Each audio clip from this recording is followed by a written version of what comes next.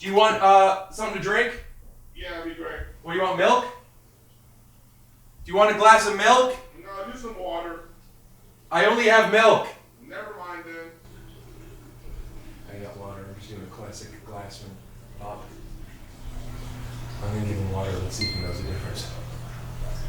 Keep pushing back these delivery dates of these cars. Like I wanted to get a new Hummer. I wanted to get an electric Hummer.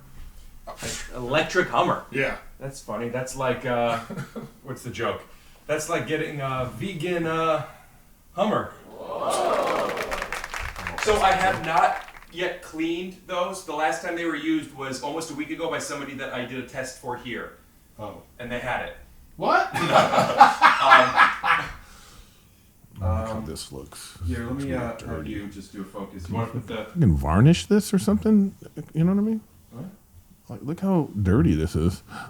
No, it's just when it's wet, it gets glossy. When it dries, it'll be... Well, I want it glossy. Maybe, is it? Look at the napkin. I want it glossy. All right. Hey, how did it look? Tell the audience, they didn't see. How did it look? It's very clean. It's military clean. Let me take my jacket off. Is my jacket okay to be strewn over there? No.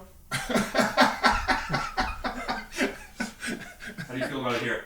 Oh, so my jacket could be just thrown on the ground. This is an outdoor jacket in an indoor house. And by the way, military clean, you saw it. You should get some cardboard cutouts made that are people sized. Yeah, I thought about getting a chair for my puppet. That you could just do the focus before people get here. Have you seen how I focus me now yet? What I do? No. I'm going to be here. Right. So I use that as my head. Oh. Bad, huh? I manual focus it, and then okay. Well, thanks for coming over. Yeah. No, I have post-sinus drip. Yeah. So it makes you cough. That's why I've been like. Well, this episode is brought to you by Mucinex theme song. Scoot doo, blabbity blue, scoop dee. Oh yeah.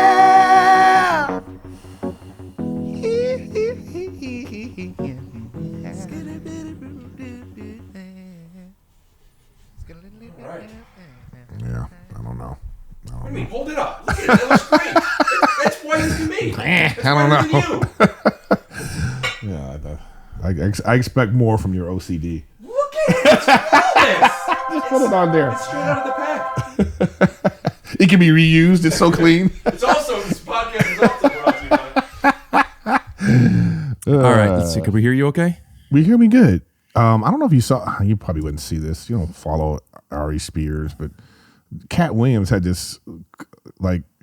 Cat Williams said when he hears comics, I can't get that. I don't know why I can't. My phone it's not working. I can't stand that when it says you have bars and then it doesn't work. I always have bars, dude. You know what I mean? I always have jars. I can't open them up, man.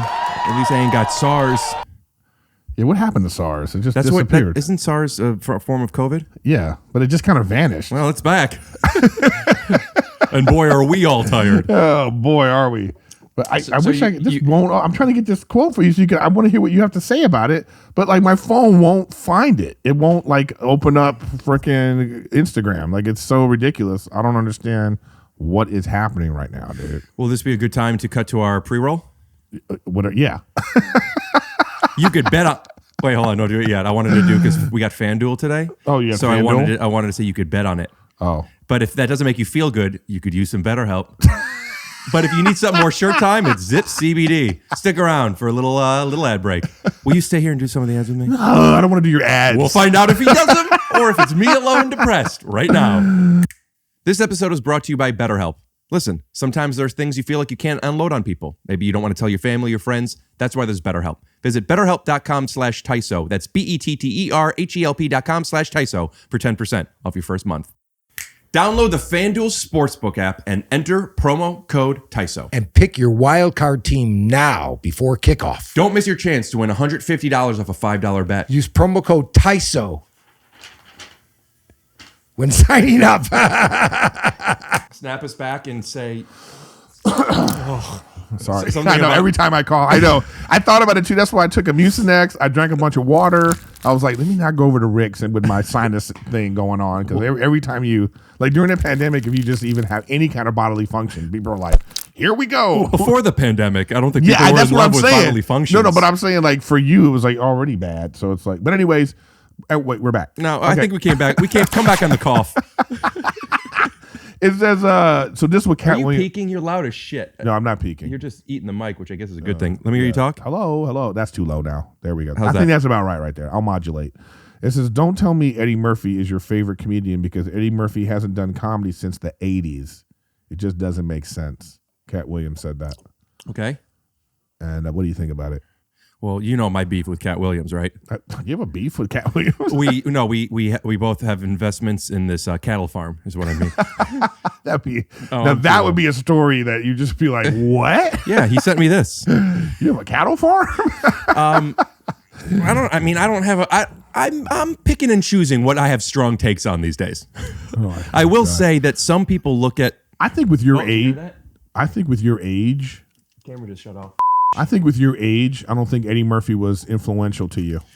Well, that's the conversation is a comedian a stand-up comedian or a comedic actor? Because Well, that's exactly what I'm saying. This is because what I got into stand-up when I saw Sherman Klump go see women be shopping. Women be shopping, baby. Women be shopping. Dang, you can't stop a woman from shopping, baby. That's true. Women do shop. Oh God. I love Eddie Murphy, but yeah, I mean, I know his stand-up, but I didn't watch it until I was an adult and already got into stand-up. Yeah, right. So for me, he was directly the reason why I'm doing stand up.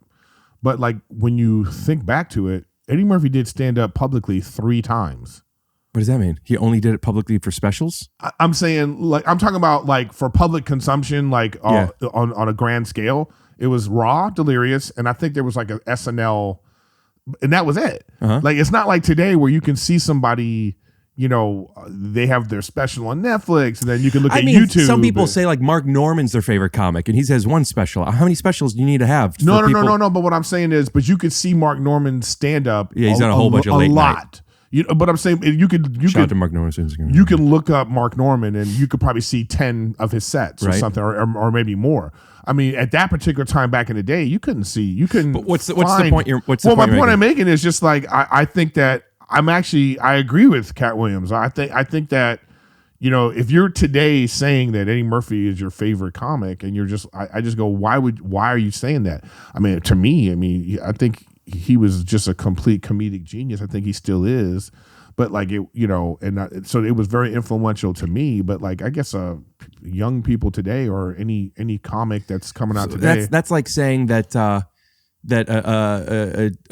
Gen Zer can't say their favorite band is the Beatles because they didn't grow up with it. Who cares? No, it's not the same because you can hear the Beatles. I mean, that's actually a bit would Yeah, be but a better, you ain't listening. but it'd be a better example because the a Beatles white you man could can't like jump you know picture.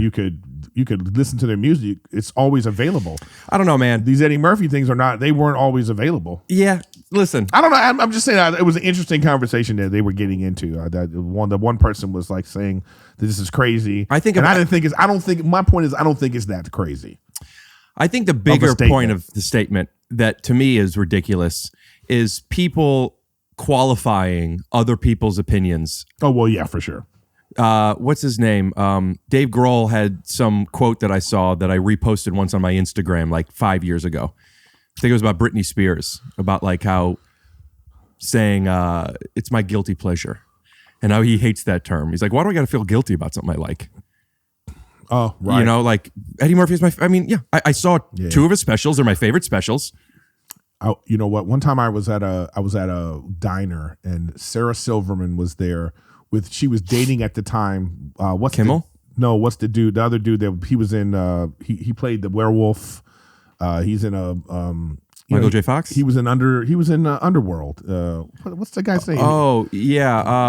I know who you're talking about. Yeah, I forgot his name. Yeah, Great actor. yeah, great actor. Okay, but he was in a show. Michael Klein. I Not forgot Michael his Klein. name. God damn it! Now we gotta look. Well, let's it do up. an impression.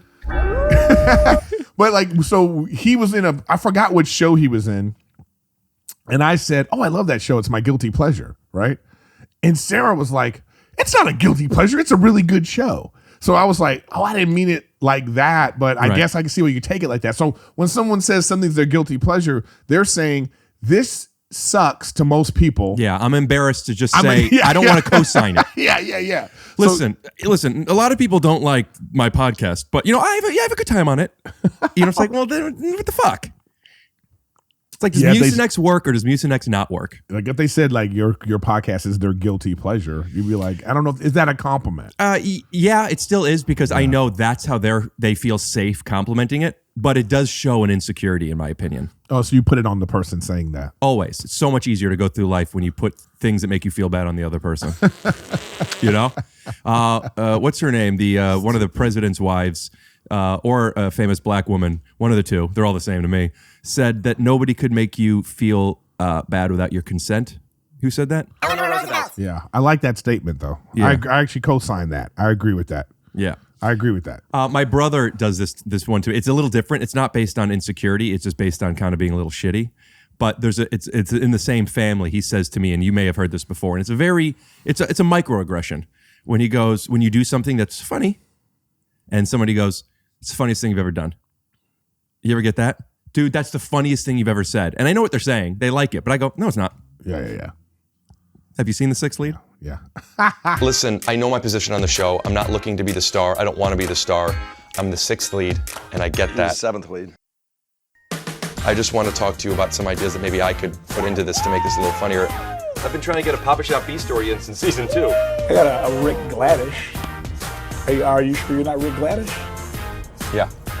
Yeah, how nice would it be if you could do something other than talk about boobs on the show?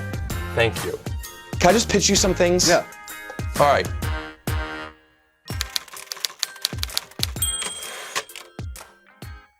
Mark Maron likes to do that. Like when you come, if in the Comedy Store, if you're bringing him on stage, like I just did a set, then he comes up and he says something like, he said to me, excuse me, so sorry. He said to me, oh wow, is that the best you've ever done? Right. And I said back to him, I was like, Mark, I'm always funny. Yeah. Then he chuckled at that and then went and did his set, Yeah. But that's just one of those like dig. It's a dig. It's a dig. It is a dig. Yeah. And it's a dig that I don't know if people know they're doing. Mark knows what he's doing. Mark knows. Right. He wants to say that you're great, but I'm better. Yeah. He wants to feel better. But some people will say shit like, dude, I've never heard of you, or I never really liked your show or anything, but your stand-up is really funny. Yeah, you're it's like, okay. Yeah, why say all that? Yeah, it sucks because I loved your show. Yeah, it's like why? Or I like when people go like, "Hey, I never heard of you." I just stop them and go, I never heard of you either. It's like, who cares? Yeah, the I've never heard of you thing is, I don't know. Is that because there is a world where that one is like, whoa, how come I've never heard of you? It's all about context, right? Yeah. But sometimes it'll be like at a meet and greet after a show. Like, somebody comes up and like, I know, you can tell by their tone how they mean it. Because if somebody says to me, like, they're like, bro, I've never heard of you before. That was a great show. Then you're like, all right, cool. You know what I mean? But if somebody's like hitting you with that, like, oh, yeah, you were funny. it's like, oh, never heard of you. It's like, you're just like, okay, just move on. Yeah. I sometimes like to be rabbit this, but when I'm on stage, you're saying, so you go on stage, you're like, you haven't heard of me. Right, I do live in a trailer. My mom is a bum. Yeah, Cheddar Bob did shoot himself. He's 2-time motherfucker. Whatever. Exactly. Why does this keep peeking to me? I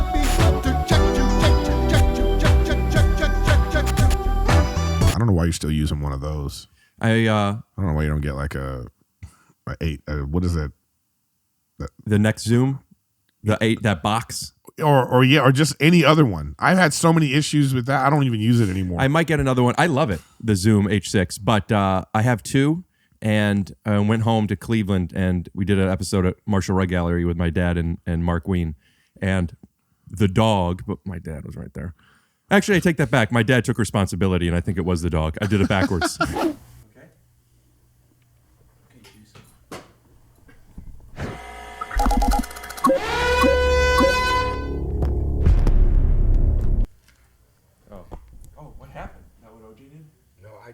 But I was thinking, do I buy a replacement or do I buy a new one? What do you guys think? Do you think I should upgrade my Zoom to the most boring, what's it called, interactive? Yeah, that's the poll that's going on right now. Yeah, it's like a choose your own adventure thing, but or like it's like ugh. There was something that made me think of after shows and stuff. Oh, sometimes people tell me at the podcast, like, how come I've never heard of this podcast before? Or like, I never heard of you, and I love, like, in a nice way. Yeah. So the heard of it thing, I feel like, yeah, who the fuck has ever heard of me? Yeah, but it's like you go like, think of the millions of people that are on the internet, like, or all the content. There must be like how many channels are there on YouTube? I mean, it's got to be in the millions at this point. I have a good counter argument already. You know, but I'm just saying, so like, yeah, you've never heard of me. Like, okay. People that watch you are people that are comedy podcast consumers. So that already filters it down. Until you actually go on and look at how many comedy podcasts there are. So you know, with stand-up comedians? Yes. Like, we're actually in a very, like, we're just happen to be in the orbit of, you know, very huge podcasts. Thank you, man. I love having you on. It's my pleasure. I feel like you're doing me a favor. You know what I mean? So we're just in the orbit of, like, you know, these big ones, right? And so that, and then we also go on them, yeah. So then we feel like, oh, well, this is the podcast community. It's actually not. The podcast community is actually how many stand-up podcasts are there that get at least 10,000 views a week? There's probably a lot of them, man. What, maybe 19,000? You don't know them all? I know. That's what I'm saying. So it's about, because there's New York comics that got podcasts that have, like, you know, big podcasts or whatever you want to call it. So I don't know. I just feel like there's just a lot of content out there. So I'm never like, it doesn't hurt my feelings really. Like when somebody's like, hey, I never heard of you. I'm like, okay. What hurts your feelings? I don't know if my feelings get hurt so much as I take offense to, like, stupidity. It's like when somebody, like, it's like I do my game stream, you know, and then if there's some chatter that's, like, mad, you know, they'll always go to like, you're 50 and fat streaming. You know what I mean? And then that kind of snap to me, I just go, I'm thinking to myself, oh my God, what? And then, so I've been doing this thing now where I'm coming out of the closet as fat now on stream. Like, guys, I have something. Your B-Rabbit move again? Yeah, I have to tell you guys, this is just something I've wanted to tell everyone for a long time. I've been living a lie. I'm fat. You know what I mean? Like, it's like when somebody says that, I just kind of go, that doesn't really bug me. Like those kind of insults, they never. It's just kind of like whatever. What are you saying? You said it offended you though. No. But what I'm saying is, what offends me is if like, but if somebody says like, if they misinterpret what I'm saying, you know, like I seem to get more offended and mad about that. Like, you know, like if we're talking about, like, you know, we say something and then they go, oh, it's because you're racist, or they say, you're like, what are you talking about? I'm not racist. You know, that's the kind of stuff that gets me mad. Being misunderstood is the trigger, but not like insulting me or whatever. It's like, what? Like, is it like calling me fat is so dumb, as if like I'm shopping at the skinny store this whole time. You know what I mean? Like I'm wearing skinny. I've been buying size 32s this whole time, and you're telling me I'm fat? Have you talked about that on stage? No. Could I do it? Go ahead. I'm coming out of the closet as being fat. Yeah, I mean, it's just like, so I don't know what bugs me, or I just feel like when being misunderstood. I think being misunderstood, especially when you think you're being very clear. But you make a living communicating. But you come to find out that it's not very clear. I mean, I've been saying on stage that, you know, people don't understand anymore, like, figure of speech. You know, they take everything literally, you know. So it's like if we're in traffic and we're late, you know. But you're being figurative now. Yeah. I'm saying we're late. But we're being late literally. Yeah, we're late. And I say to you, and then we hit a traffic jam and we're late. We're going to be an hour late. You know, and I'm like, I say to you, man, I hope there better be a dead baby up here. Now, do I really want a dead baby? No, it's just a way of saying something super important better have happened up here for us to have this traffic. And I think that when we do shows or we do jokes or we make statements on podcasts or we start talking about things, people tend to take take your words and say them like literally. So now the thing would be like, oh, well, this guy hates babies. Oh, this guy's condoning violence against babies. Do you think there's something deep inside of you that chooses to say a dead baby because you do actually have somewhere a hatred for babies? Speak on that. Yeah, exactly. People do this kind of shit. Well, does that ever happen the other way? Do you ever accidentally slip up and call someone a name or say something bad, but people take it like, no, he was saying, and in your head you're like, no, I'm getting lucky at this. Yeah, if you're gonna take it this way every now and then, give me this. So I don't know. I just feel like, I think it's perfectly fine for people to have their own opinion. I just wish they would own it as their own opinion. If I say, if you're gonna go on the internet and talk about, I'm gonna tweet about Rick Glassman, I'm gonna be like, Rick Glassman is a womanizer. The next sentence or the next word you should add is to me. Nobody's, man, I am hungry to me. Nobody is. I know, but people, it's a way of owning your words where the rest of us don't have to be like, well, I wonder why he's saying that. He's like, oh, well, that guy feels that way. I disagree. In fact, you're objectively wrong to me. What I think needs to happen is when people read somebody say something, they understand this is just one person's biased opinion without all the information. Well, I don't think people really. You ever have somebody say, oh, I can't fucking stand blank, whoever. Whenever somebody says that, I always think maybe. Like. Yeah, you're like, well, if you know the person. If I've made my own opinion on him, yeah. But if you were to say, if I was going to have somebody on as a guest, and be like, yo, I had him on as a guest, and he's not this, or he's mean, and he's this, I would be like, I have that locked in the back of my head as a possibility. So if any red flags come up, I have that as data. I'm really sensitive to that because I grew up with teachers and people saying stuff about me that I didn't know about. So to me, everything is an opinion. Yeah, well. So. But if somebody says, I would get totally if somebody's like, it's like, this is actually a great thing to talk about right now. So we went to Adam Devine's wedding, Rachel and I. Yeah. And Adam Ray was the officiant. Yeah. And he did a great job. And so Rachel and I are like, oh, we want him to do it too. But then we were talking the other day and she's like, well, maybe we want somebody, our own person. And she goes, what about your friend Rick Glassman? And I was like, what? You think I'd be good at it or bad? I don't think she knows you. I think you know me more. Right. And I think what you know, I'm actually shocked that she would say it. I'm saying, no, I would say to Rachel, you don't know. Erik could vouch for my sincere side, So if she is okay with it just from seeing the sixth lead. What's Chris Pratt's line in Guardians of the Galaxy? We are Groot. I'm Chris Pratt. I think you might be the raccoon, my friend.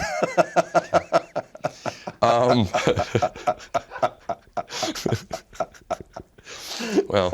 You play a guy named Skippy. Yeah? Who are you on Fresh Prince, man? I play a guy It's Skippy time. That's your line? He was one of them. Let me do that again. Skippy, if you Fresh Prince? Yeah, I was talking to the character who was Prince. Yeah, no, I remember. It starred Prince Fielder. What's the name of the show? Fresh Prince of Van Nuys. Yeah. So what was the name of the show that you were on? It was the Fresh Prince of Van Nuys. We did a season and a half. So you do recognize me.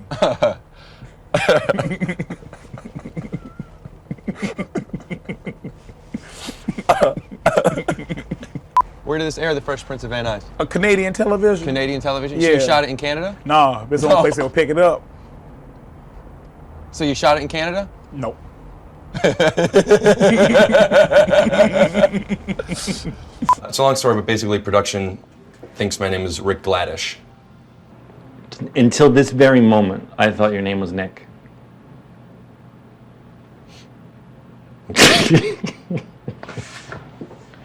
Do you know Upright Citizens Brigade? Yeah, to be honest with you, I went there for a little bit when I first I think you should go for more classes.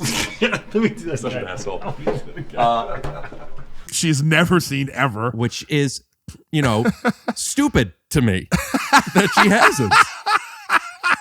I was bummed that like your girl is stupid that she hasn't watched The Sixth Lead. If you just left it at that, people would be like, whoa. But to you. No, that's I get that it. doesn't do anything. That's like a worse. To me, it does. That's to me. I'm starting the to me movement. Yeah. That's it's like a lesser version of when people like get in trouble for like calling somebody a bitch. So I didn't call you a bitch. I said you're being a bitch right now. Yeah. Yeah. I didn't say you're fat. I said right now you look bad. You're acting crazy. Don't call me crazy. I said you're acting crazy. So Adam, I was for Adam's wedding. I was, long story, doesn't matter, but I couldn't commit to it because I didn't know if I was able to go until a couple of days before and blah, blah, blah. And I was like, I want to go and I want to be there for him. And also it would be fun and cool, but it was really fun. But I didn't go.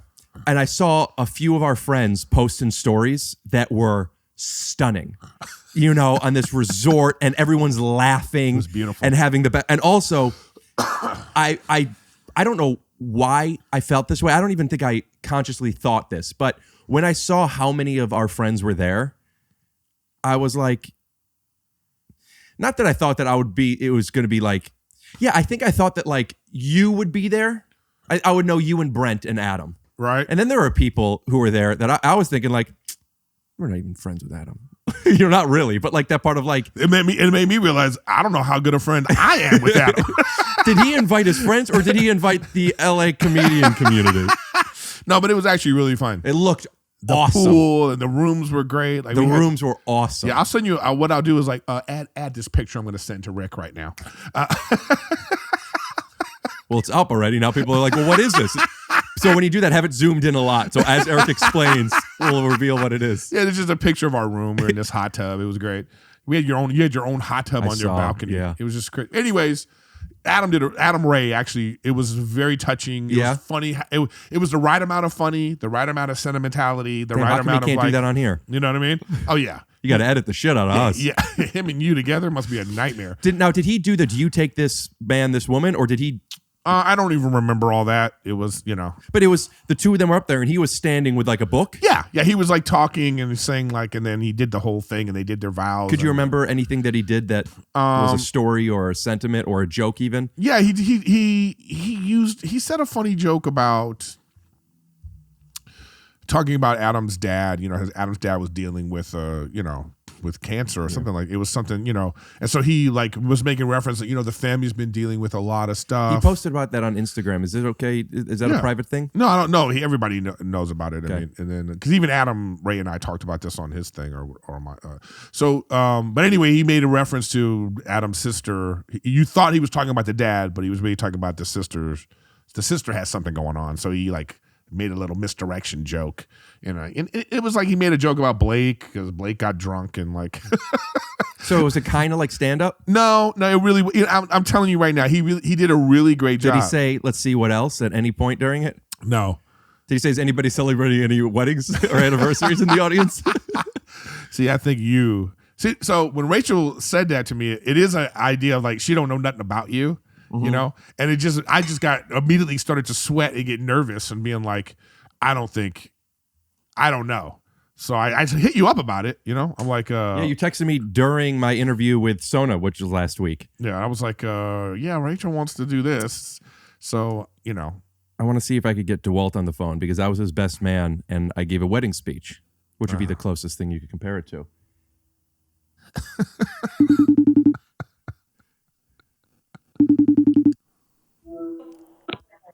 Hey, could you hear me? Yes. Hey, Rick Glassman here. I'm on the podcast with Erik Griffin. Oh, hey, Eric. Hey. So Eric was talking to me about Adam Devine's wedding. Adam Ray officiated, and while they were there, Eric's fiance Rachel, shout out to Rachel, please, love here. She said, "What if Rick officiated our wedding?" And Eric thought that I would be a little bit too bonkers. And I said, I want to get John on the phone. The closest thing that we compare it to would be me giving a speech at your wedding. And would you explain it to Eric if you think I would be a good officiator?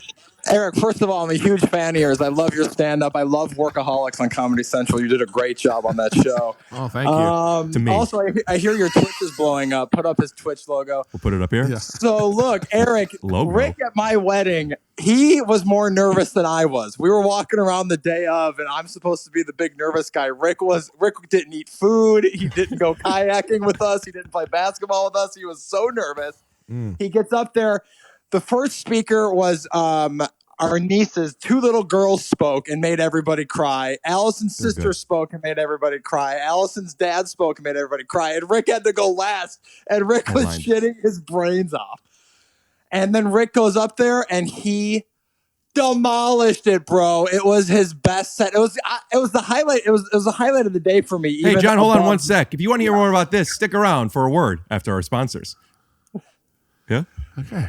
Wild Card Weekend is my favorite weekend in football sports. You get 4-6 games squeezed into that Friday and Saturday and Sunday. Everybody's playing to get to the Super Bowl, and you can pick your team and use FanDuel to get that big bet down. You know, FanDuel is hooking up new customers with 30-1 enhanced odds, so you get a chance to win $150 off a $5 bet. Come on. How can you lose? Don't miss your chance to win $150 on a $5 bet. Use promo code TYSO when signing up. Download the FanDuel app, use promo code TYSO, and pick your wild card team before kickoff. 21 and over and present in Arizona, Colorado, Connecticut, Iowa, Illinois, Indiana, Minnesota, New Jersey, Pennsylvania, Tennessee, Virginia, or West Virginia. New users only. $10 first deposit required. Must wager in designated offer market. Max bonus is $150. Bonus for Tennessee users fulfilled in site credit within 72 hours. Tennessee site credit expires 14 days after receipt. Restrictions apply. See full terms at sportsbook.fanduel.com. Gambling problem? Call 1-800-GAMBLER or visit fanduel.com/RG. In Colorado, Iowa, Michigan, New Jersey, Pennsylvania, Illinois, and Virginia, 1-800-NEXT-STEP or text NEXT-STEP to 53342. In Arizona, 888-789-7777 or visit ccpg.org/chat. Connecticut,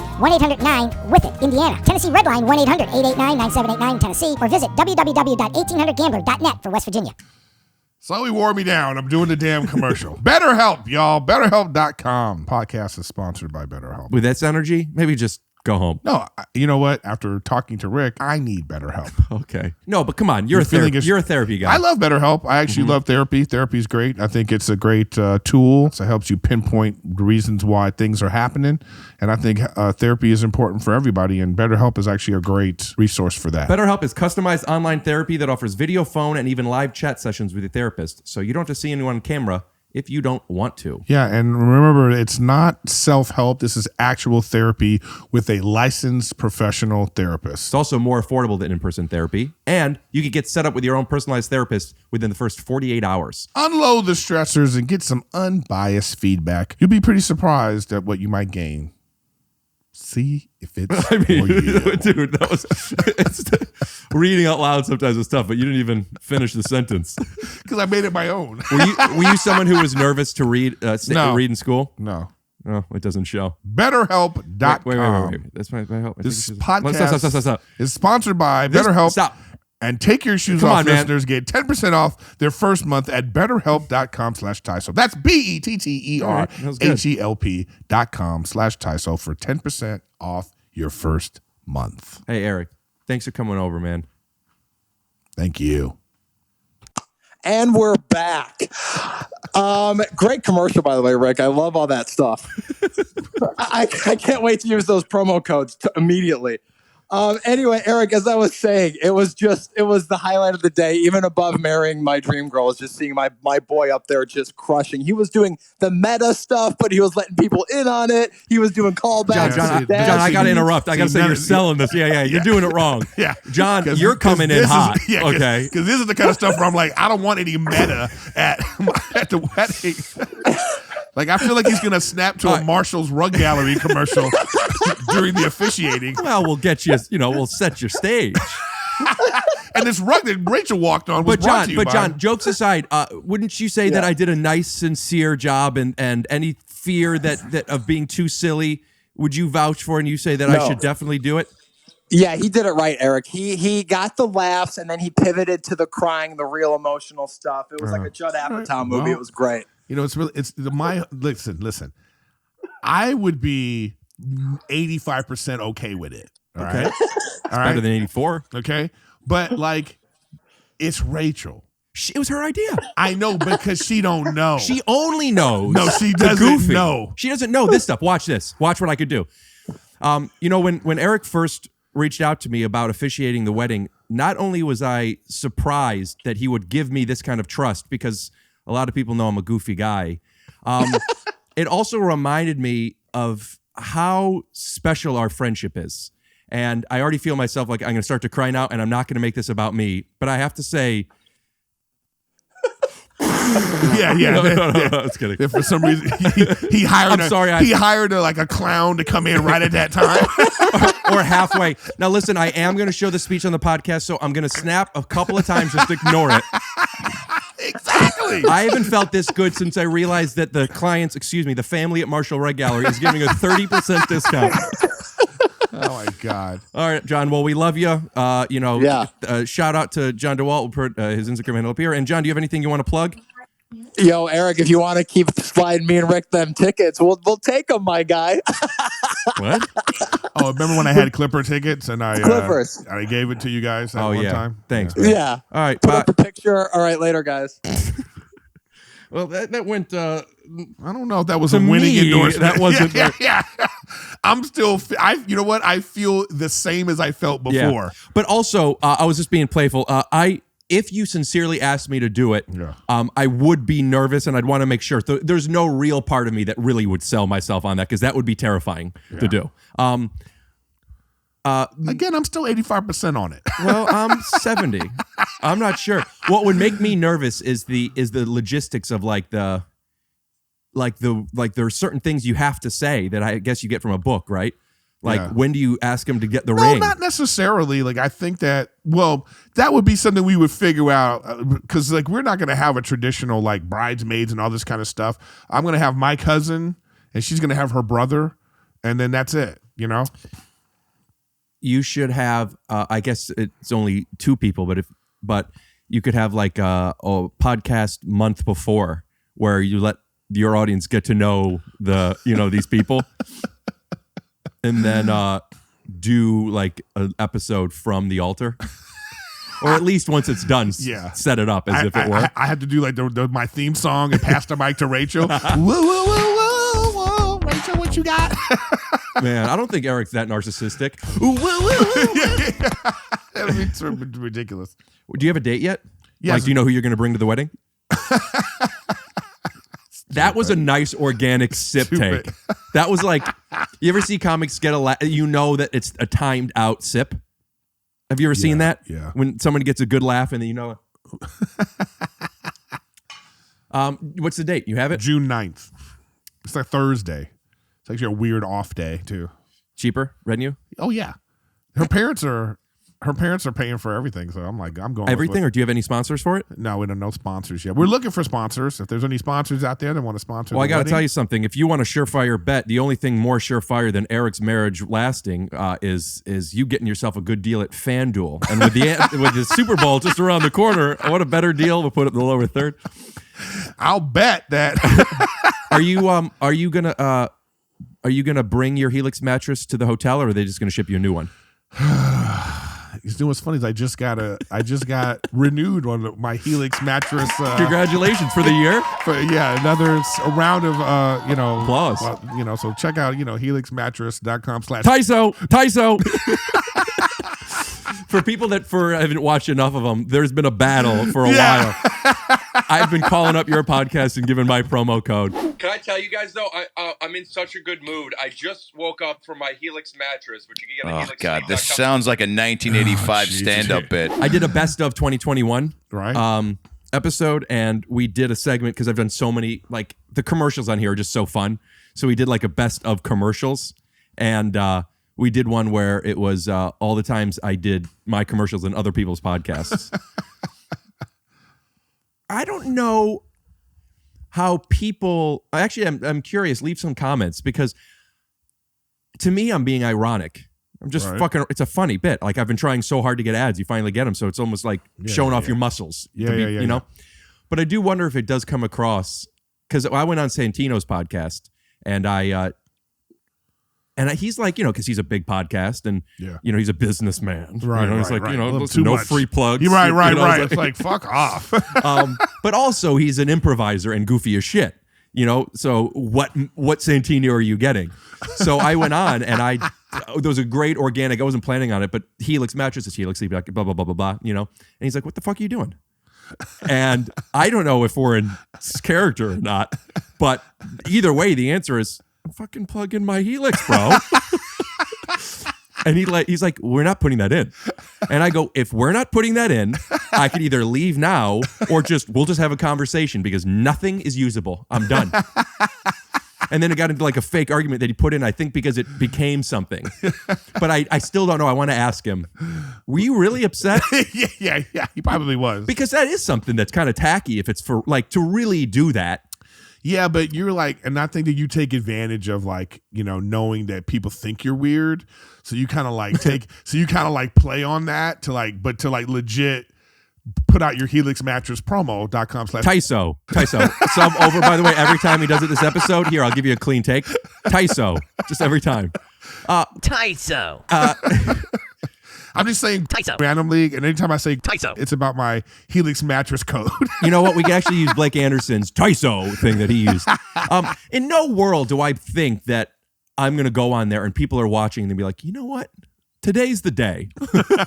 You never know. That's right. You never know. Like, because we're giving Helix free. They're not even a sponsor of this. Because people might be like, oh shit. Oh, but he really does have that. Listen, and I'll tell you something that makes it easier. It's a great, truly, I mean, they're not even a sponsor. Yeah. It's a great mattress. It is a great mattress. It's really like, I'm not even gonna lie. I recommend it too. My neighbor, I saw out. Just flip a coin, TYSO or TYSO. We just heard TYSO or TYSO or TYSO or TYSO. I saw a neighbor of mine outside. He had a Helix mattress box. We don't know each other that well. We live in the same area. Yeah. And I texted him and I'm like, did you Did you use my code? No, he doesn't know about my code. I'm like, did you use a code? He goes, no, what code? And my mouth starts salivating. We don't even make commission. You just want Helix to give you more ads. Oh, that's true. Wow, do we? I thought we did. I don't know. I don't know. I guess we don't. But he's like, no. And two things. I'm like, well, I could get you up to $200 plus 2 free pillows. 2 free pillows. And they'll take it back after a year. And 100 days risk free. 100 days, yeah. They'll come and pick it up from me. I mean, this is like the whole episode. I want to send this to them. It's like not brought to you by. This episode is not brought to you by Helix, but man, my good night's sleep sure as shit is. But he's like, no. And I'm like, I wonder if you could backdate this shit. So I'm like, do you want me to contact Helix? And he's like, no, it's all right. You're like, but kind of helps me out. Send me your order number. Yeah. Yeah, you become like a weird. It's weird because it's like there's a part of you that's like, oh yeah, we're trying to be salesmen, but like it's like funny. But then there still is a matter of like, yeah, the job. It's a job part of it. Yeah, so it is what it is. This is gonna sound tacky, but it has made it easier for me. I don't do things that I wouldn't want to use or don't use. But sometimes it still is hard. Like there are some products, like the first Helix mattress I did, I said on the ad, I haven't used it yet. They're sending it to me. I'm excited about it. So like I wasn't lying, but it did feel like before I use it, I had the same issue. It's hard to. I had the same issue. I was doing the same thing. I was like, oh, this, and if I'm being honest, there was a couple of ads where I hadn't opened the mattress yet. I know. You told me you had it. And I was like, I love this mattress. But retroactively, it's just the worst. Like you'd rather me bleep that than racist shit. Yeah. No, never mind. But that being said, now that I've opened it, I wasn't lying. Now, what would you have done if you opened it and you didn't like it? Would you have kept going? Probably. Just being honest, I probably would have. Something that I appreciate because I also, I watch other people doing this. The audience knows it's a commercial. Yeah. It's cut to, it's brought to you by. I mean, there's this thing that's built into it. Yeah. Like this Helix shit is probably the best ad we could have done because it's just us really saying. But I find that the people who are your true fans, the real fans of it, they actually love seeing us get ads.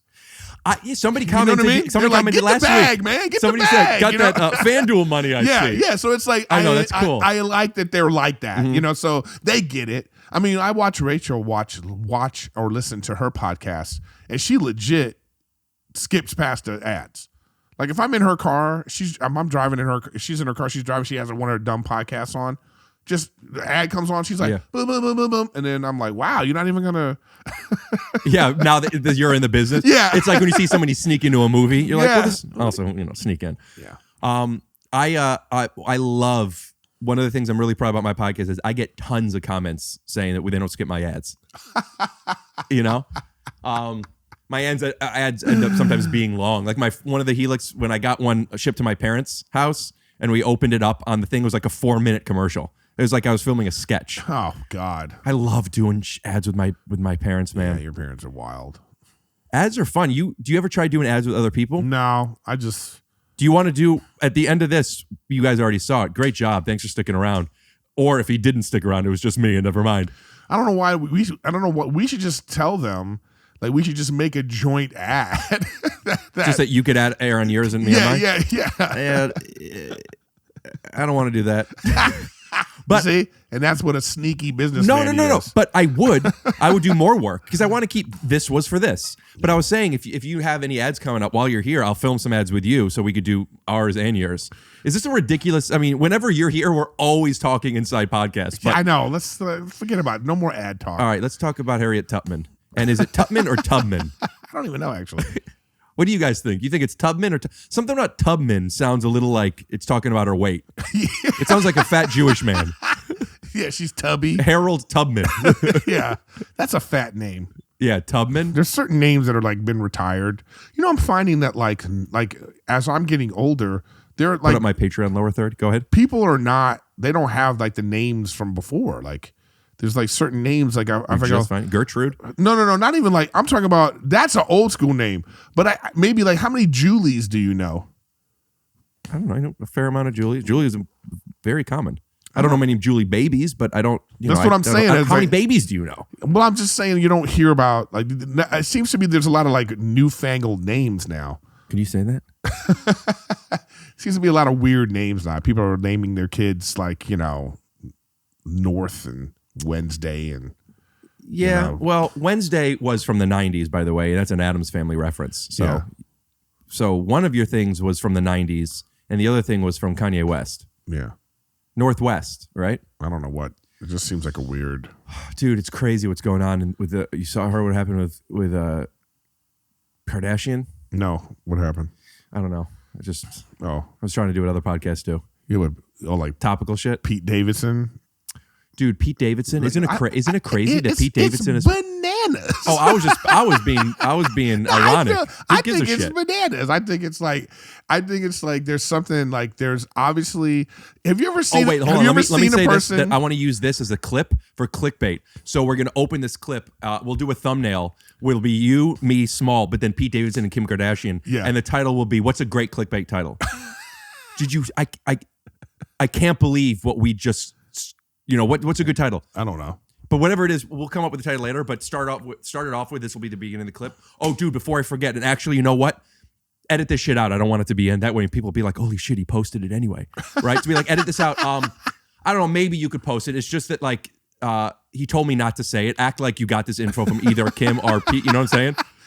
I want to start doing clickbait clips. Oh God. I used to know Pete. Like I know, dude. I've known him. Start so long ago. Stop. I'm sorry, everybody. You have to start for this clip, dude. I've known Pete for a long time. He actually, I don't know. Let me ask him if I could keep this in. We might have to edit this out. Do that. Oh, I hate when I have to do. I'm sorry, dude, but this is the business you chose. No, it's not. Yeah, man. Like your podcast is always so much work. It's exhausting. Sometimes I just want to. And that's why I just need to go upstairs and fall asleep on my Helix mattress. All right, whatever, man. When it's your 8th or 9th visit, you get it. I need clickbait. You don't. This is going to get a lot of views. They love us together. We don't have to do anything extra. Okay? No, do it. No, that's fine. That's fine. Already, I feel like you guys. But I did. I don't know if you know this, but I am actually. I don't want to say great friends with Pete Davidson. I should probably text him first. I don't know if we could put this in. Well, I'll edit it out after if he says no. All right. Yeah. So what were you telling me that you found out? I didn't find out anything. Edit that out. What did you tell me that you found out? He actually really does have a big dick, I guess. Who doesn't? Here's what's weird to me. He has like there's something weird about him, obviously, that he like there's obviously something magnetic about this guy. Well, a couple of things. One, who knows about the stuff that we don't know about? Right. Two, just like if you want to get a job in this business, the moment you're nominated or win an Emmy, people want to work with you. Yeah. So like he has the buzz already. You know, he's Emmy nominated as far as the girls are concerned. He's won the few that's Oscars. True. That's true. You know, that's true. So he's already. It's kind of like how I have gotten a couple of my friends who are pretty successful, have done my podcast, that really helped other people be like, oh, well, so and so has done the podcast, so I'll do it. You know, there's that. But also back to the big dick thing. You think it's Ariana Grande that you said it like it was a Taco Bell item. Get that new Ariana Grande with cheese. No salsa, please. Which is called Fresca style. You know that. Can I get the Ariana Grande? Or it's a Starbucks order. Yeah. Just one. Just Can I get an Ariana? Can I get an Ariana? A tall or a grande? Grande. It was the that you added to it. Yeah. No, but I think was that the stamp of approval? Yeah, I guess. It was more than that. Miley Cyrus is giving him the check mark. Yeah, man. Ariana Grande, now Kim Kardashian. Yeah, it just Kate seems Beckinsale. Kate Beckinsale. It just seems weird. You know what's funny is if you do the list and you add in some of the people that were like nobody, you know, Julie Anoski. Yeah, You're like, huh? I'm sure there's a couple of those. Yeah. But also people nowadays that have small penises, and I mean no disrespect because I think you're so funny, but it's like, what are you doing? I want that out. Well, I want clickbait. So if you don't give it to me, this will be Erik Griffin admits fat with tiny penis. 50 fat tiny penis streaming. I need that for my stream. I need that clip for my stream. That's your B Rabbit. I am 50. I have a tiny penis. Yeah. I'm fat. Coming out of the closet fat is a really good bet. I think Bert Kreischer did it already. Or something like that. Really? Yeah. Well, he came. I mean, what's a step above coming out of the closet? I don't know. Built the house. You know what? I was watching Queer Eye past couple nights. Do you watch that show? No. Ooh, you would love it. Do you cry? I mean, the noise cries, not just the watery eyes, you know, in bed. And also there's something about when you're by yourself in bed late at night where like, it's almost like when you're on a plane, you're so in this little bubble that you see shit and you're just like, I know. You know, like I felt like I know what it's like to be going through some of this. It's beautiful. But one of the guys said, I forgot his name, the black guy, put up a picture of him or his Instagram name. One of the gay ones? Yeah. He was, and I think it was him, may not have been. I think it was him because he usually he's the, there's one that does the cooking, one that does the wardrobe. I've never seen it. It's fantastic. And he's the culture one. So he a lot of times has the one-on-one, like what's going on with you and your dad and the stuff that gets real sentimental. And there was something that was said where he's like, you know, I don't like calling it coming out of the closet because that's giving other people permission to be like, is this okay? I like to say I'm inviting people in, like bringing them into the closet or something. Yeah, but some people, they think they're coming out of the closet, but it's a glass door. It's like, I can see, dude. We right. know. Yeah. You know what I mean? Yeah. Like, it's like. But not everybody. Yeah. And listen, no, there's nothing wrong with it. I know. You're right. You know, to me. My last good cry was the Harry Potter special, the 20th anniversary. I didn't watch it. So I won't good. watch it because of J.K. Rowling wasn't in it. She was. Yeah, but old 2019 footage. Yeah, I was wondering why they did that. Also, I don't really have a hot take on that. I just don't watch Harry Potter. Oh, I didn't know that. You know she's like, people are very mad at her. Did they cancel her again or something? I don't know if she's canceled, but I feel like what did they cancel her for? I feel like because she spoke out about stuff with trans. Oh, right. Where I like remember. she's saying a woman, you know, you're taking away from women to. I don't have a take on this, but I'm sure it was probably a very eloquent take because she's a really great writer. I'm sure it wasn't like, you know. Also, she wasn't canceled as much as like it was just like if she was canceled, they stopped filming, but they're still airing the syndicated stuff. Oh. You know what I mean? Like Cosby, they don't air the Cosby Show anymore. Yeah. No, but to me, it's like I would be like, how upsetting is that? She created this thing that is now 20 years old. Yeah. That's going to live forever. You know, I just think the Harry Potter series and everything that is involved is it's really great. And they're trying to remove the creator. Yeah. I have a I actually I retroactively I'm going to remove all the knowledge of watching it out of my head, but it was really great. Oh no, I mean I don't really, whatever. It's a bummer because I'm sure people that are upset by this have their reasons to be upset by it. I also believe that her point of view is her point of view, and there's nothing hateful whatsoever. Right. And I definitely don't want to go down this rabbit hole on the podcast about cancel culture, blah, blah. But I will say that one of the greatest night's sleeps I have ever had has been on Helix Mattress. Oh, God. What else, man? Are you happy? Yeah. You know, Christmas and New Year's was sucky because of COVID, but at the same time, it wasn't. Was it just you and Rachel? Or did you see family? No, it's just Rachel and I actually like that. You know, it's like sometimes this is a great reason you like to not have people around. Sometimes you don't want people around. I almost think it'd be kind of like if our wedding comes and there's like some new variant and we're like, oh no, you have to like do this by Zoom and only have like, then why not just do that if that's what you want? It's because I'm not saying that's what I want. I'm actually turning into a Groomzilla. So it's like I would watch that documentary. You know what I mean? Like, which I didn't think I was gonna be. So it's like I'm actually really getting psyched up for it. Oh my gosh, I would. You know what? Neither one of us are gonna do this because it's way too much work for me, and I don't know if you would want to do it. But also, I would love to direct a documentary called Groomzilla. I already see the trailer. The trailer is you in a tuck store, standing up on the thing while they're doing this. And I don't like it. I don't want it. This isn't right. Doing it. Why do I look fat? And then just one guy's like, because you're fat. We're doing this at the Improv. Yeah. Dude, that would be such a fun documentary to do. There would be so many bits, but it'd be so real. Just you talking about like some of your worries and, like what battles you're allowed to pick, because I'm sure Rachel is going to have some specifics that she requires. Yeah.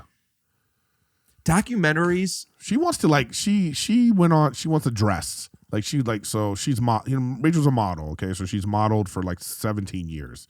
And like these designers that she's worked for, she's like hitting them up and being like, right. Would you design my dress? Like what we do for Mucinex. Right. And it's turning into like a thing where it's like, this one's wants to charge this amount, the other one wants to charge. And now she's like, well, maybe I should get 2 dresses. And I'm like, what are you talking about? Wait, why? What does charging have to do with 2? Because you don't need 2 dresses. I know. Why would she? I'm saying, why does she want 2 dresses? What is the benefit? Because she's like, well, we'll have a party the day before, and I'll wear one of the dresses there for pictures and everything. And I'm like, Rachel, what are you talking about? And she's like, you only get married once. Kind of like when Celine Dion does a show. There's like an outfit change. Yeah. Celine Dion came in my mind. I'm sure there's a lot of people. Ariana Grande. You know what my thought for our wedding would have been like to have Rachel do a fashion show. Like she just walks up and down. You know what I mean? Whoa. She loves doing that. So it's like she has like 5 outfit changes, and then the last one is the wedding dress. And then when I get there, I realize my officiating. And coming down the runway now is Rachel with a stunning Vuitton hatchback. Whatever the fuck it's called. So it's like, I don't know. Oh, you know what? Going back to Adam Devine's wedding, so they were very clear about like, please don't like post stuff and that because now they have these Vogue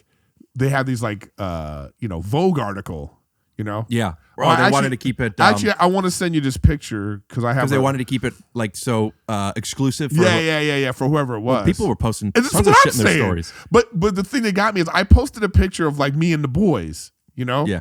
And then like that was everywhere. Like anytime you would like Google Adam Devine's wedding, it was like, and Erik Griffin confirms. Right, because that was the only thing that was out. Yeah, it was like, and I was like, did I do something wrong? You know what I mean? So it was like, I don't know. It was premeditated. The picture has Riffin with Griffin. Yeah. I'm all like, But I actually, there's a great picture of them, like, send it to me on the beach, right? But like, you could see Rachel and I. So I zoom in. It's just Rachel and I, and it's like I wanted to post it and be like, oh, Rachel and I were in Vogue, and oh, by the way, Adam and Chloe were there also. When we put the picture up, we'll show just Erik and her, and then we'll pull out to see it. That's very such a metaphor for like what the career was like with them too, Bro, for real. Well, I was in Vogue, but I was in Vogue because I was in the picture. Yeah. I was in Workaholics. It was like, that's how I felt. I probably would have been closer to the picture. You know what I mean?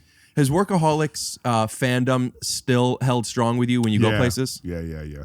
They're still out there, and they're more adults now. They're because the people that watched it are they got kids now, and they got so they're still it's and like people are still finding it. It's still out there, which is great. It's like when they have kids that grow up, they'll be like, anybody who says their favorite comedy was Workaholics is fucking bullshitting. Like the Eddie Murphy thing because they didn't grow up with it. Yeah, you never know. But they're gonna do the movie. It's just Adam's schedule. So they're doing another Workaholics movie. Yeah, I guess they never did one. Yeah, but that's so funny you say that. If it's those three guys, it's a Workaholics movie. What's it called? That was called Action something. Something man. Right. It was funny. I didn't. Eric, you didn't see it? No, I saw it. Yeah.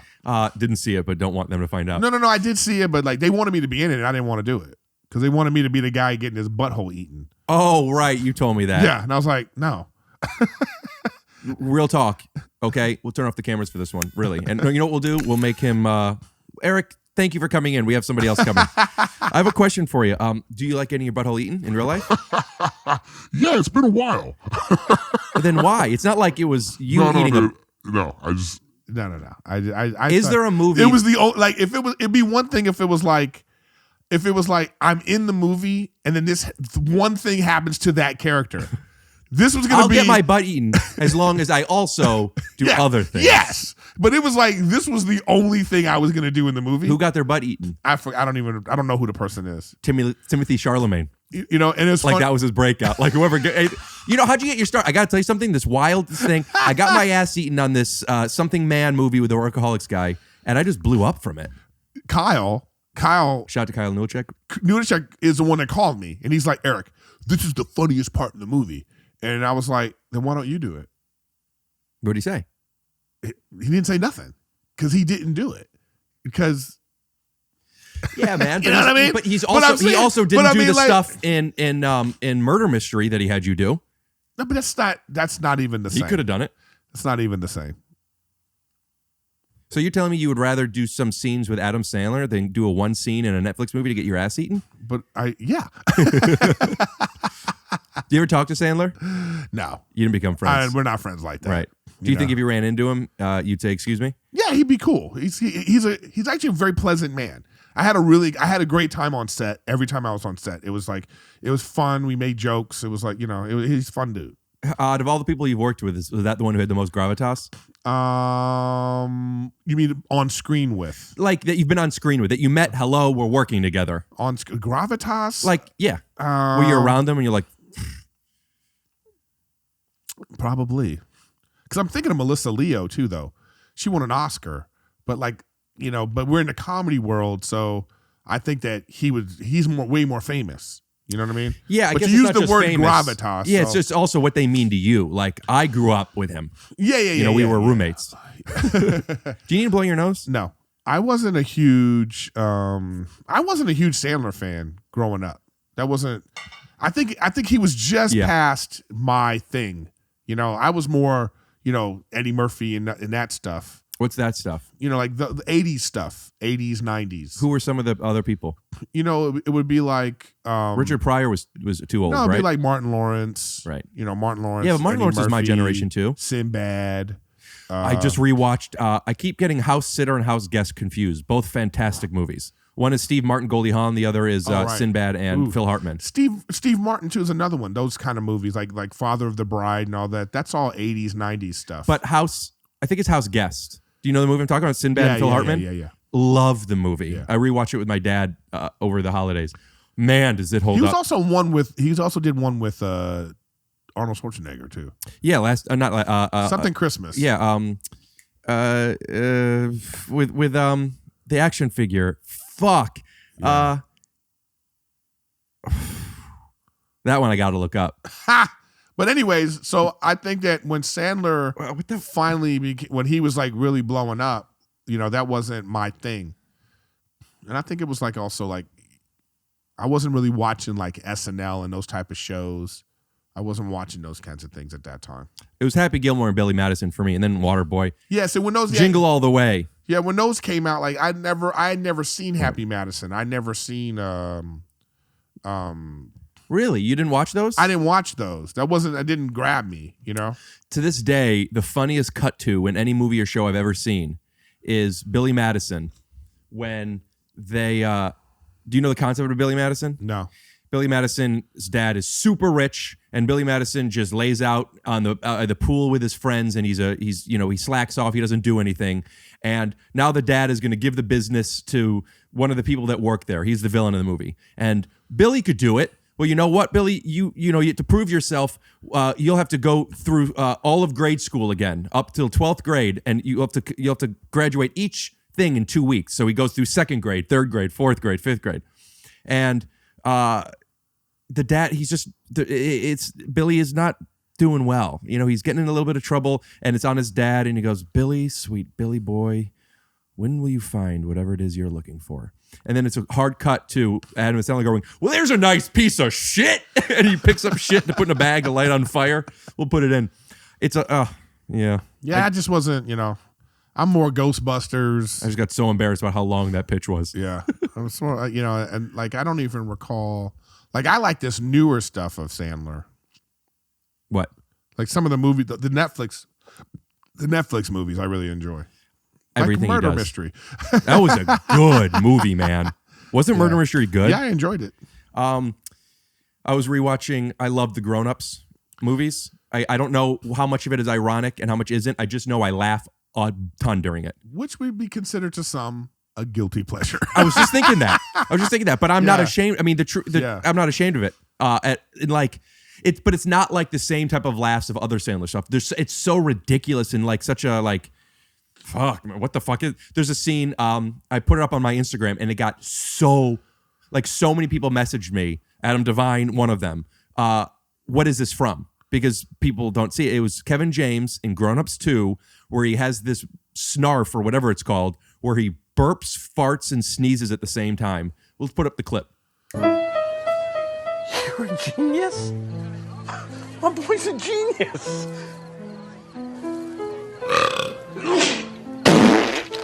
Your dad's also a genius. Oh, wow.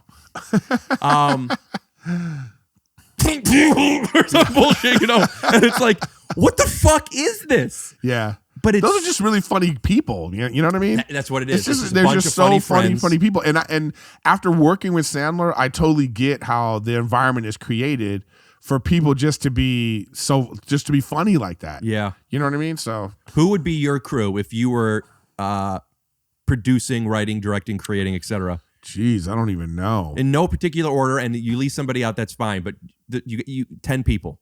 10 people? Yeah. Because there's like covert and all the side, like all the people that are like the guy with the eye. It'd be like you, Santino, Bobby, of the people that I know, like Craig Robinson. There's just so many. I saw Craig Robinson. Fahim. Right. You know what I mean? I would definitely get Fahim. I'm going to get Fahim on here soon. He said that he has something coming out, I think especially put together. I don't know. In March. So I think I'm going to have him on then. But I guess he has a podcast, right? Yeah. Does he? Yeah. I just feel like he's not part of like the podcast circuit. Yeah. Or at least not yet. And he's a lot of people's favorite comedian. Yeah. Fahim Anwar will put his Instagram. Look him up. I'm sure he has Fahim. stuff on YouTube. He's so funny. Yeah. I think I think of getting back to that question of like if I would say who's the person I've been on the screen with that you had the most, it got to be Sandler, right? Mm-hmm. But I think the most gravitas of someone that I've worked with would be Jim Carrey. Right. With I'm Dying Up Here. Yeah, just being around him. Yeah. Like just being at the premieres with him and his whole thing, Yeah. and I had this great picture with him, like we're head to head. Send it to me and we'll put it up. And it's just like, wow. I look back on it now, and then now I could look back on it and be like, that's Jim Carrey. Like, what was different when you were doing it? Because we were working, and it was like we were having fun at this premiere, and it was just like, and I think to myself, when do you get a chance to like have a selfie where I have my arms around Jim Carrey and we're head to head. Right. In like in a relationship. Yeah, it's really, not just like a like a fan really walking up. intimate way. Yeah. You know what I mean? And then I look back on it, I just go to myself, damn, what a time that was, you know? Yeah, So- when you and Santino booked that, I was it was like, this is different level. And also, we didn't know what the show was going to be, if it was going to be a huge show or not. No, so I like, know. there's also that exciting part, which is out of everyone's hands. Who knows? Yeah. But just like, here, you guys get this at bat, and it's with him. Yeah. That's cool. What was he like? What was he like? He's a weirdo. Just honestly, he's a weirdo. You know, I feel like he's aloof. I feel like he's like a person that hasn't lived in regular society in a long time. And so someone like that has it's a whole different world. You know, he's super rich, super famous. So it's not like he could do normal things. And I think that has affected him. Like Tracy Jordan? You know. You know how on Saint Bart's people be eating their lobster like this? Don't look at me in the eyes. And we're back. So yeah, I do feel like it's like that. You know, but also at the same time, he's such a fascinating guy. Like so fat. Like you know, he was telling us stories about the Comedy Store in the past and like his own story, and it was just so like captivating. And you just remember, oh, this is why this guy's a star. You know what I mean? Like he just has that. You know that you know he could captivate a crowd and just by subtle, like a understated, hey, this is what happened, and you're just kind of like, whoa, you're at the edge of your seat just listening to him. So, you know, it was pretty good. I wish he actually would have been in the show. I wish he would have like had like a character where he was in like 3 or 4 episodes as like something. You know what I mean? And I think that would have elevated the show. Was there any part of you that wanted validation from him? Does that make sense? I got the validation because I got on the show. And my story for getting on the show had to do with them being at the Comedy Store, him and the producers watching me do stand-up. So he saw you do stand-up. Yeah, that was the validation. Yeah, cool. You know what I mean? Yeah. So I was already like, what do you say about your stand-up?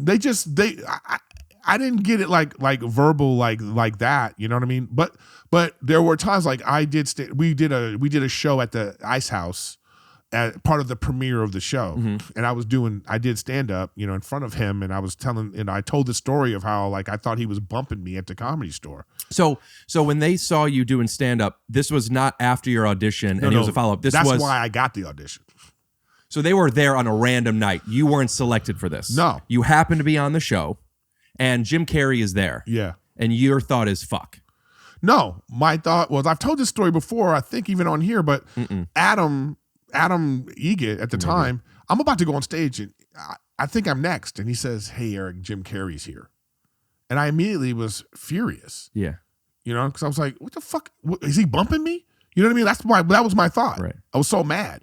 And then I went on stage with that and I killed. You know what I mean? Like I know that I fueled my set by that like resentment or whatever it was, and I just like I murdered that crowd. Were you also thinking he's watching me, or did you just think, oh, no, he's I didn't there? care. I'm saying, did you know he was watching you, or just that he was in the building? I didn't know he was watching. I didn't know nothing about that. I just, you know, and it's actually I'm glad I didn't. I'm glad I didn't know, because you would have been nervous. Yeah, it probably would have messed me up. Right. You know, probably would have messed me up, and so because that's happened to me before. Like I didn't realize I was auditioning to like do some shows with Tim Allen at the Laugh Factory. So I didn't know. I knew his booking person, and she was like, "Hey, can you come?" You know. What about Tim Allen? I don't understand what you're saying. So Tim Allen, his regular opener, we're gonna do some Vegas shows. He was out of town. He was out of town. You know what I mean? Okay. And he was on the other side of the fence. Hilarious. And so we did a show on a Thursday night. He was doing this show, and I did my set, and then like I went upstairs and met him, and he was like, he was being Tim Allen. So the Laugh Factory was helping produce Tim Allen by finding him an opener.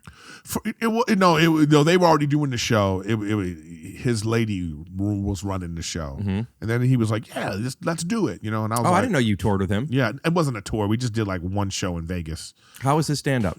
He's funny. You know what I mean? He's just. Is he clean? Yeah. Because I think he's always aware that he's Buzz Lightyear. You know what I mean? And wants to stay Buzz Lightyear. Yeah. You know, he's like, you know, he's just like not like what's the other guy? You know, from not Family Matters. Tom Hanks. No, come Seth on, MacFarlane. Bob Saget. Right. Bob Saget was like, fuck it, I'm dirty. This is my stand up. I think I'm getting Bob Saget on this podcast. I know you're America's dad, but it's like he was like, I'm not gonna be America's dad. You know. That's what Tracy Morgan was like. I talked about this. Who did I talk about this? Talked about this recently with somebody. I think with George Lopez. How it was my first. He was one of the first stand-ups I saw, and it was my first experience into knowing somebody's comedy and being a fan, and then seeing them off the network and watching him just talk about so graphic and so dirty. And I was like, this is the guy who was on the moon with Britney Spears. It was just damn. Yeah. And then I don't know I didn't know Bob Saget outside of Full House until I saw him on Entourage. I don't know if you remember his character on there, but he was just like loved pussy and kept talking about pussy. And I was just like, fuck. Yeah. I didn't know this. Yeah. I mean, it's a weird thing, but I think that happens anyway. Yeah. I think that happens with like people. I get that because people will be like, oh, they think I'm this crazy, weird Montez. And then they see me do my stand-up, and it's like, that is not like... That's good, though, like, right? Montez wouldn't do comedy like me. You know How what would I mean? Montez do a bit? Do you have a bit? I would love to see it. I know you hate being asked to do don't wanna fun do stuff. That. I don't know what it would be, but it would Montez does stand-up, you know, the clickbait. Yeah, and it would just be, it would be crazy stuff. You know what I'm saying? It would be, I don't know. And it's not the same. And so I think that these kids that like love workaholics and whatever that thing is that they love about workaholics, you know, then they go, oh, you're not really like that. You know? And it's hard because the boys are, you know, they are like it's that. Adam, Blake, and Anders. Those are their names. Yeah. And it's their real names, you know what I mean? And so they're a little bit like those characters. And so they think, well, you must be like that too because you're, you know. I don't know if he talked about this anywhere else, but I think I told you about it. So I did that episode with Will Smith a bit ago. And one of the stories he told me was how it was Alfonso Carlton's idea to tell Will, people are going to know you forever as this name. So you should name yourself your real name. And then the people call him Will Smith, but he's Will Smith in the show. So I know other people do that. Like Adam, I think that was a good idea. I wonder, you know, like, does that help you not be typecast? Here's the thing. Back then, yes, you could say that to someone but now with the internet, people know who you are. Oh, so you think the issue was outside exposure to it? Right. See, now no one cares because it's like, if let's say you're a fan of Montez and you want to go, let me find Montez. You're going to immediately cut to the clip of Montez doing stand-up. Immediately it's going to be Erik Griffin. So like half the time people are like, what's up, Montez? Or they'll be like, oh, what's up, Eric? Oh, it's Erik Griffin. I loved you on Workaholics. Do you like it better when they say Erik Griffin over Montez? I don't really care because I get it. I honestly don't have any feeling about it because I totally understand. It's like, you know, that was people's favorite show. Mm-hmm. You know what I mean? Like, what a great show, by the way. Shout out to Workaholics. Like, it was people's favorite show. So for them to be, I totally get you're at an airport and a character from your favorite show is literally right there getting a Starbucks or whatever. I get why you want to be like, what up, Montez? You know what I mean? And I totally get that energy. So I'm like, what up? You know? Do you ever see anybody and that you're a fan of that you don't know and want to say hi, but you don't because you feel like, I know I can't do that kind of stuff? I get it. You know, but I think that they're like, what would be the thing that would make me? I guess there's a star level that you go, hey, I don't care. What up? Yeah. Because one time I was like, it was I saw Tyrese Gibson. We were on the same plane. You know, how'd he look? And we were walking. And put up a poster of Four Brothers. And it was like I wanted to I forgot who I was dating at the time. Was like a super fan. Like we watched, like the Baby Boy was the movie, you know? And I was like, we watched this movie. This would be a great pick. In the way he acted, I was like, man. You mean act in the movie or when you went up to him? How he was, you know what I mean? He was bothered. Yeah. And I was just like, really? Like, you're still bothered at this point? How'd you approach him? You know, I tried to be as respectful as possible. Let's do it. You know what I mean? I'll be Tyrese. I can't do it. Damn, I was about to be so sexy. I saw that. And I was like, it don't have the same luster. All right. No, but he was. I don't know, man. It's just so. I mean, I guess there are like, especially when you see like a professional athlete. Those are the superheroes. Those are the superheroes. Those Yep. are the ones like. So that's why it's always cool. Like I remember the first time I like actually had a big like a conversation with DeAndre Jordan, for the Clippers, and it was like. The noise that your throat just made almost made me vomit, and I just want to acknowledge to the audience. You know what? I'm really dry right now. What can I get you? I'm going to fill me up some water. I need some water, but right. it's like it's really dry in here, so my nostrils are really dry. Yeah, I gotta get a humidifier. Yeah, it's really terrible. Well, it's just winter. I mean, and you're Jewish without a humidifier? Like this is. Are you sure you want me to air that? Are you also uncircumcised?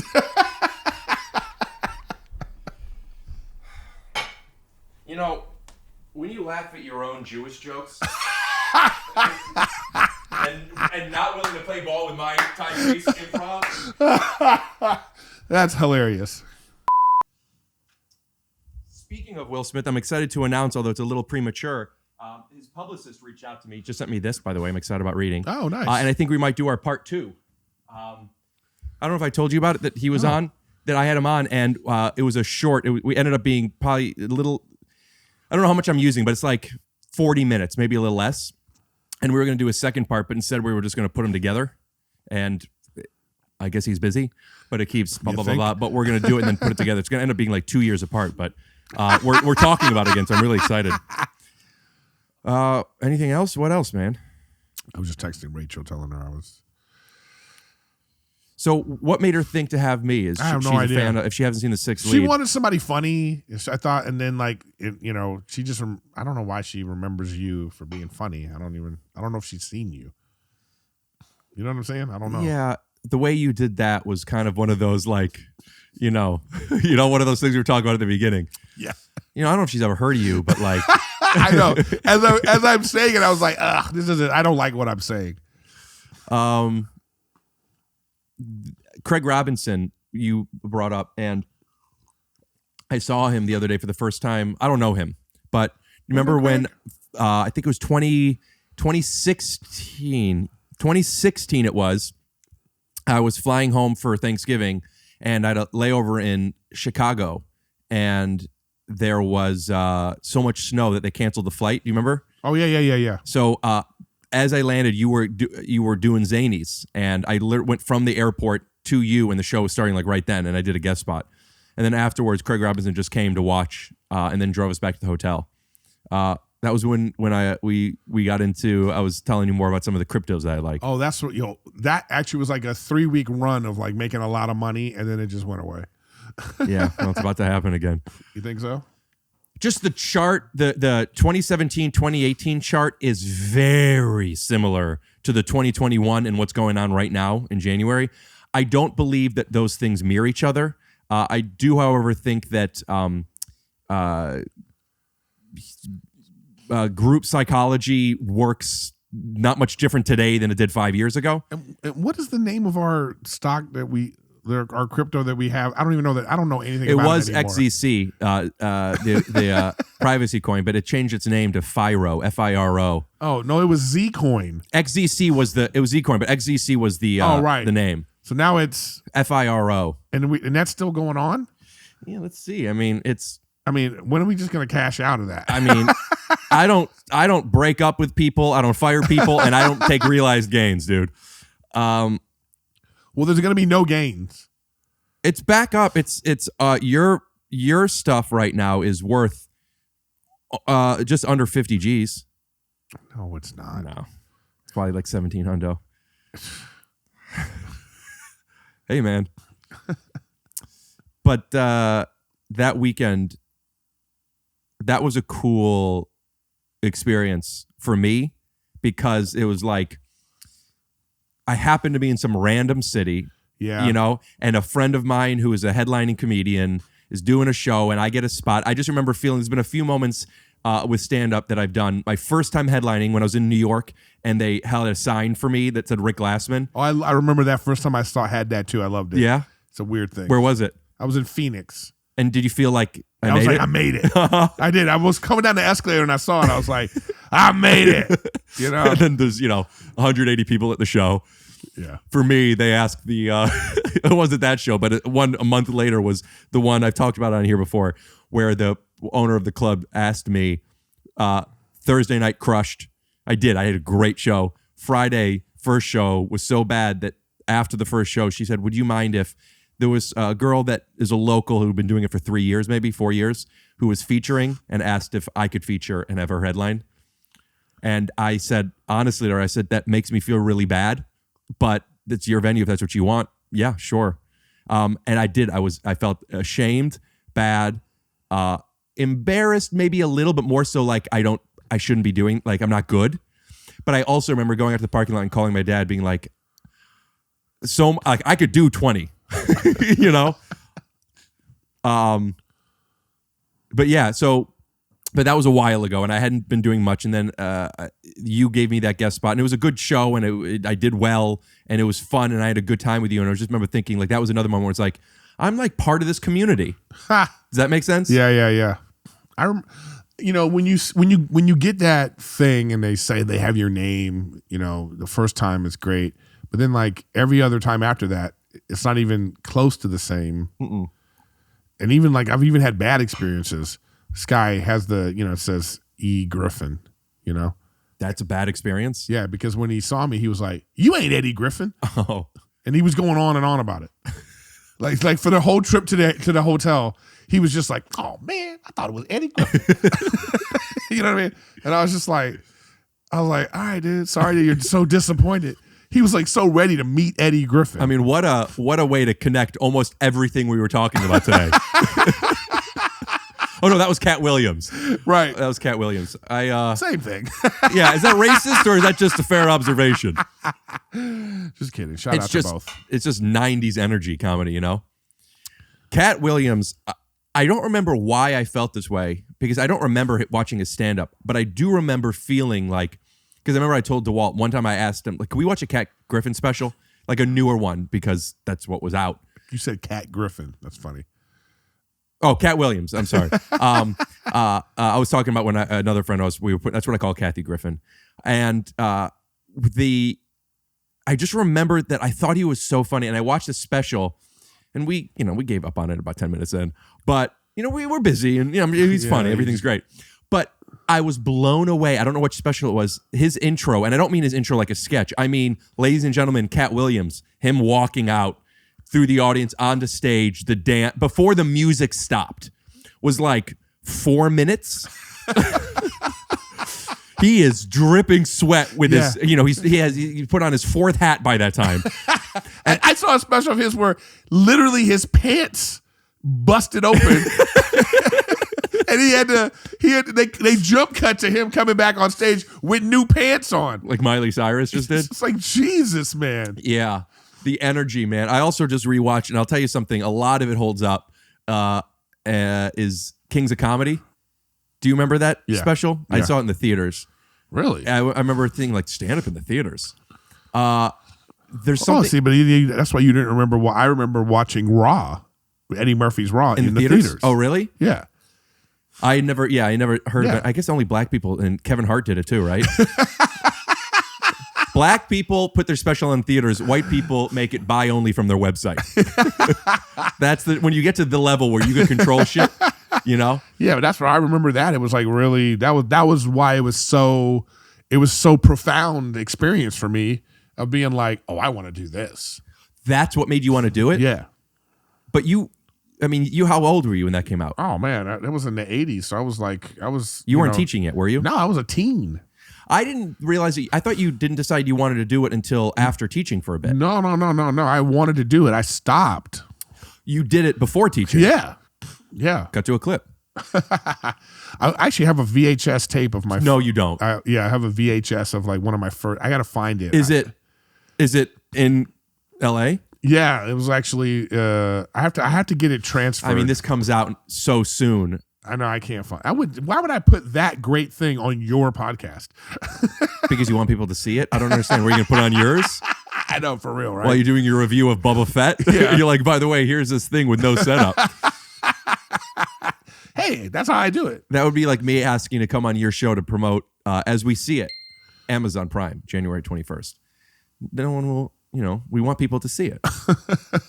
That just felt mean. Yeah. Well, you're mean. I'm not mean. I also don't have a podcast that's like that, like I'm Rogan, I would love to see that tape. I enjoyed the second episode of Boba Fett, though, by the way. I only watched, much like the Eddie Griffin special, I only watched the first 10 minutes of the first episode. It's boring. I've been giving up on stuff. Yeah, I get it. Yeah? Yeah. I used to take pride and be like, listen, if it's not good, it's not good. I'll get something out of it. I'll learn why I don't like it. Yeah. I know, nope. Yeah, there's too much going on right now. There's too much. That's also, there's a lot. It's like I have other relationships I could deal with right now. If like you don't have much in the house, you just have some waffles left over. It's like, I guess I'll finish this because I have nothing else to choose from. Yeah, no. But when you there's have a whole pantry. Yeah. Yeah. You know what I mean? I feel like I have like a freaking TGI Fridays. That's your pitch. You could anything. There's those Jack Daniels ribs. I got the Jack Daniels chicken strips, man. Thank you. Loved a little extra Jack Daniels sauce. Yeah. And a lot of times, some of the chicken the chicken wasn't good, so I would get 2 of them. No. Do you remember getting some of the chicken and some? I would get ribs or steak at Fridays. Yeah. I don't know. Maybe it's a racial thing. Yeah. Which makes no sense. Well, yeah, I guess black people like the other stuff too. There's something about ribs to me because my dad grew. I grew up barbecue place though. I grew up. My dad had a sports bar and grill, his barbecue joint. We did cornbread and ribs were the biggest thing. Really? And we did. I got to brag. We before Marshall Rug Gallery. Shout out to Flo and Eddie's. We'll put the menu up here. I just went home and I found an old menu. It's awesome. My dad won all these rib cook-offs and what happened? The restaurant business, he owned and managed 3 of them, and he was working 18-hour days, and he just had to stop. But he was friends with Bill Lambier. You know who Bill Lambier is? From the Pistons. So through that, Rodman and Isaiah Thomas. And there was one of the barbecue rib cook-offs, Michael Jordan came, and they all had his ribs. And Isaiah would come to the restaurant sometimes. I mean, it was really like a cool like sports bar that had these guys in there a few times. But I just always thought of barbecue and ribs and stuff as like black. What is that? Is that because it's a Southern thing too? Like they do it in the South? It's like a cook. You hear about the cookout. I don't always hear about it, but like I'm familiar with it. It is a very like urban, to have a barbecue. And like when you watch Food Network stuff, a lot of the times it's like the black people that are, and it's not exclusive to them. Obviously, I'm sure there's a lot of good white smokers out there, but there's something about it. Is Texas also? Not Texas, like like Nashville to me doesn't feel like that. Nashville to me feels like right, yeah, it's very white barbecue over there in Nashville. But in Texas, it's like it's hard to tell. Like when you think of Texas, like there's this like weird perception that Texas is racist or something. But there's a lot. Well, it's conservative. Conservative, right? Yeah. So conservative usually implies white, but. There's a lot of black people in Texas. There's a lot of Texas barbecue that's, it is what it is. Yeah, but ribs, I loved ribs. Ribs and liver are the same to me. Liver? I loved them until I found out it was actually liver. Yeah. When I was a kid, my grandma liked liver. Oof, I used to hate liver. I don't know why they made liver. It's disgusting. I never understood it. Like, why make something that no one likes? People love it. Ugh, you know what else my dad eats that grosses me out is tongue. Ugh. Do you ever eat tongue? No. You know what it is? Yeah. It's tongue. Yeah. I didn't like know a cow that. tongue? Yeah. And you ever see it before it's shaved? No. Because it's shaved, it just looks like meat, but it's just a big tongue. Yeah. But ribs, and then I got a little grossed out and like, oh, like I could visualize that part of the animal. Right. There's certain parts of the animal you go, oh. But we should feel that way about the whole thing. I'm starting to. Yeah. I'm eating a lot less meat. I mean, really? I'm vegan more days of a week than I'm not. I get this meal delivery service, and I got it today, and I knew that there was going to be a beef dish in it. And Betty sent me an Instagram this morning of the cutest cow. And I'm just like, I can't watch it. Don't watch that. I can't watch this one yet. But if you want a good delivery service, DoorDash and use code TYSO. No, but I do deliver. You know what to say when it says Griffin. But yeah, no, DoorDash is. I used to use Postmates, and it's not just because DoorDash sponsors. It's just cheaper fees now. And if you don't use DoorDash, or even if you do, download the app. Use promo code TYSO to get 15% off of 25% off of any order, $15 or more, or whatever. Are you making? Are you doing ads every episode now? Yeah. Because there was a while where you were thinking about like maybe abandoning the podcast. I wasn't thinking about abandoning. I just was just like, what am I doing it for? I was still gonna do it, but it was just like, I don't know. I still feel there? that. Yeah, still there. I'm still there. Do you think it's helping your ticket sales? Because King and the Sting, you're on a lot, right? I think that one had actually. Do they ever promote your shows? Yeah, all the time. But a lot of King and the Sting people come to my shows now. Are you like a reoccurring, or are you? No, it's like a regular host now. So are you like you're getting compensated as one of the hosts of the show? Yeah. Oh, congrats. Yeah. So that's like, so that's been great.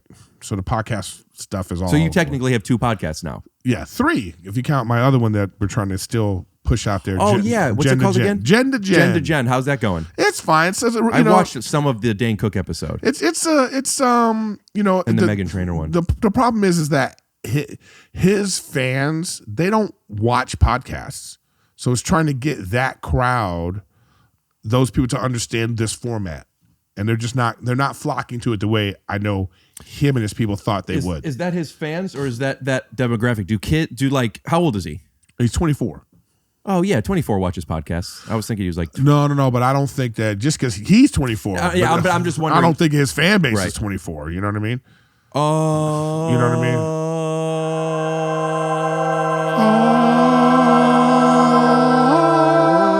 I understand. Me officiating the wedding.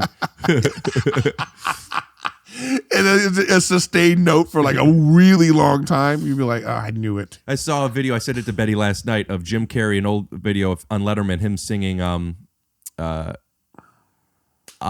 starts with an A, I forgot the name of the song, but he's really hamming it up. It's like... he's a ham. He's a ham. But he also has a good singing voice. And he's also an unbelievable performer. So I'm watching it, and it's just like, most people couldn't do it. Would be, this is ridiculous. It was good. I loved it. I loved it. And it was him. I tell you, he's got something about him. Obviously. Yeah. But he takes the microphone.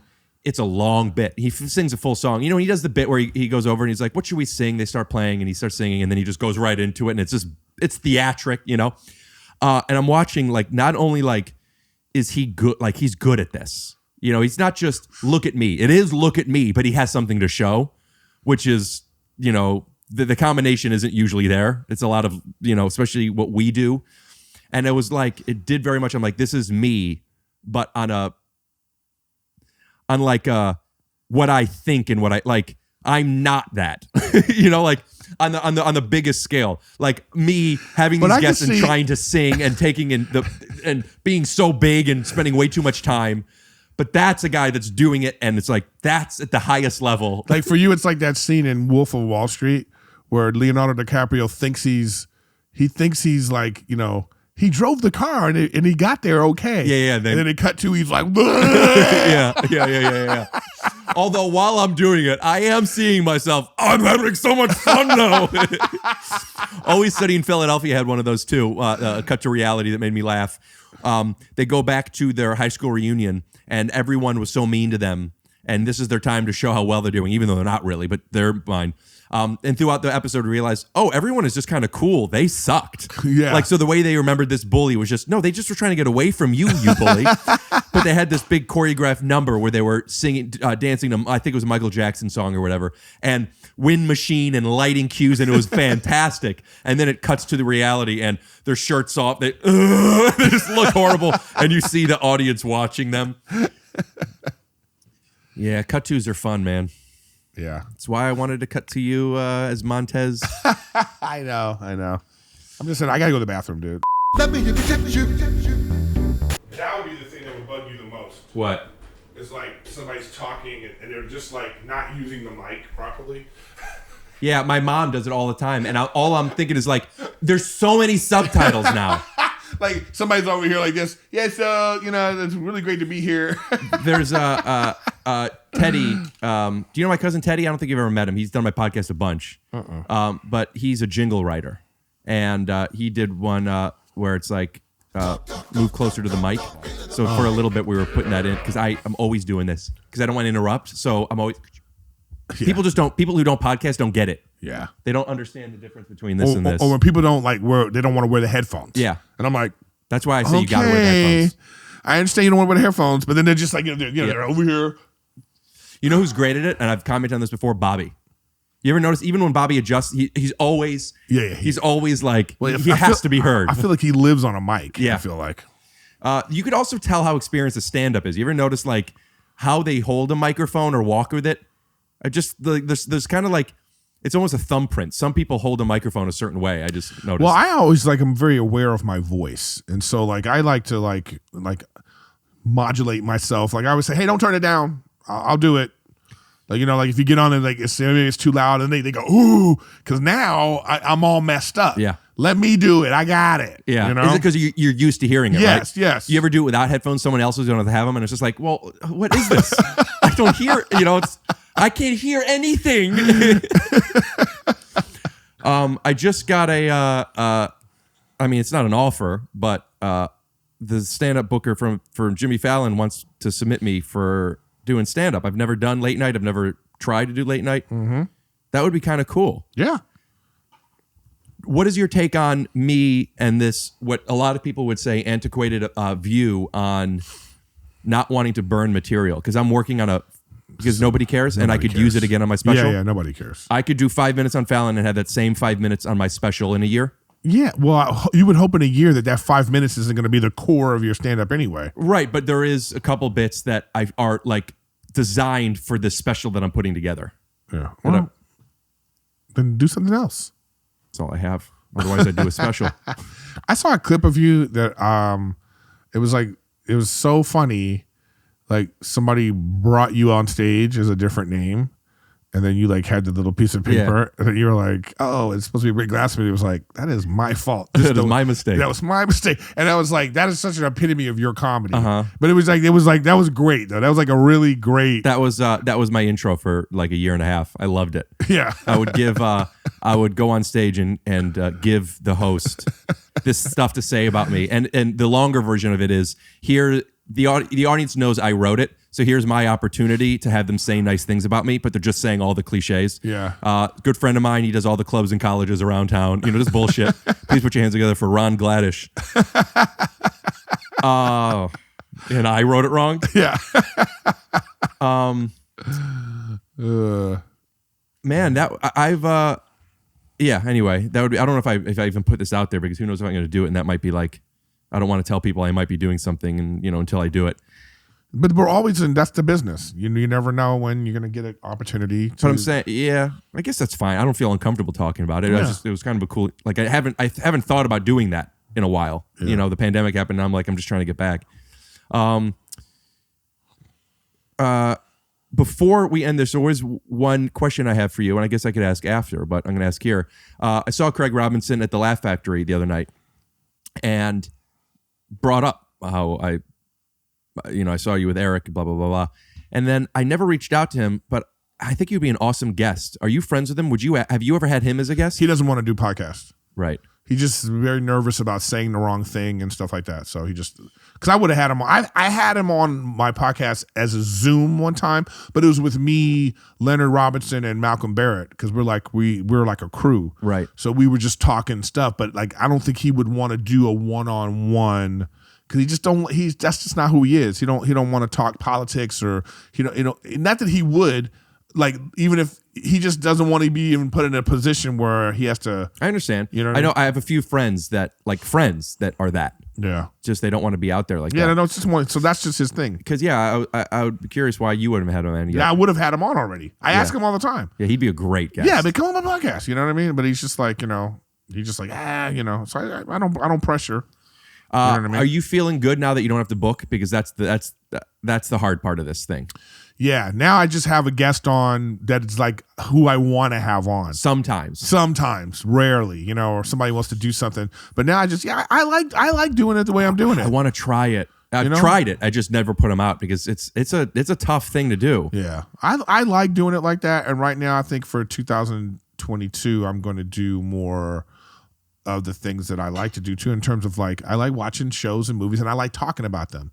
Like I like doing this thing where like I watch a movie, and then I recap the whole movie, and I love doing it. I did it with one of these Fast and the Furious because it was just like I was watching Fast and the Furious on a plane, and it was so ridiculous the shit that was happening in this movie that I was like, all right, guys, spoiler, I'm going to tell you the whole movie, and I just recapped the whole movie, and people really enjoyed that. Are you going to do that more often? Yeah, and I did it for this like really weird movie. You too. should go on. You know Derek Potson?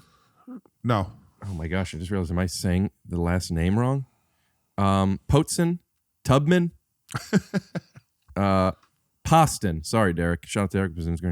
He has a podcast called Spill the Beans, and it's him and another person. And one of the people has never seen the movie, and he will explain the movie to them. But it's to another person, so it's interactive. They're asking questions and stuff. You should do that podcast. All right, what else? Is that it? Yeah, that's it, man. All right, thanks for coming over. That's ericgriffin.com. Yeah. Where you could buy, you got shirts? Yeah, I got my merch on there. Do you? I should have some of your, give me one of your. Yeah, I have some merch. I have mugs and stuff like that. What would I wear on yours? I don't know. What do you have? I have like that. Remember those Island Boys? This guy drew. Island Boys? Those stupid. Yeah, I'm joking, man. Yeah, I know who the Island Boys are. So like a guy drew fucking the hottest thing right now. A guy drew a picture of me like that, so I made like. I don't want that. Doesn't have a long shelf life. I know, but what it's is your funny. stuff? Do you have like a? I have my gaming stuff. Do you have something like it's a face with glasses and a beard or some shit? Yeah, I do. I have like a woo woo. A woo woo. I would wear woo woo shirts. Yeah, I would wear a woo woo. Yeah. You get me a good deal? Whatever, Rick. Do you get the cheap stuff or do you get the expensive stuff? No, I get I just use like Teespring. Yeah. Well, if you go, well, that's like on Shark Tank when they ask what their sales are. Well, you have to understand we started so back. It's not good. Yeah. Okay. All right. Well, ericgriffin.com to get some. It's good. Okay. Support me. That's what it's for. I'll wear it one day. It's just. But it's like after the first wash, that's when it'll be like that. I bought a shirt from somebody who I'm a fan of. I don't want to say who they are because their shirt was whack. The design's all right and to wear on the podcast, but I got it and I took it out and it was just like I could hold it like this with one hand, and it would still be like, that it's like, come on, man. It's like a flag when you're trying to like give up. You're trying to surrender flag. And I get you're trying to save $4, but don't you want people to wear the thing?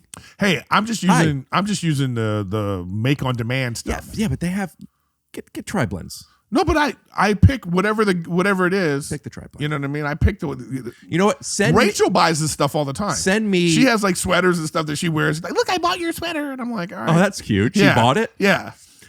Your credit card? Obviously. So you're paying because you could get the discount if you buy it for yourself. Jesus. I know. I tell her that. I like, let me just get it for you. It's like her buying tickets to your show. Yeah. But the club gets the money. Yeah.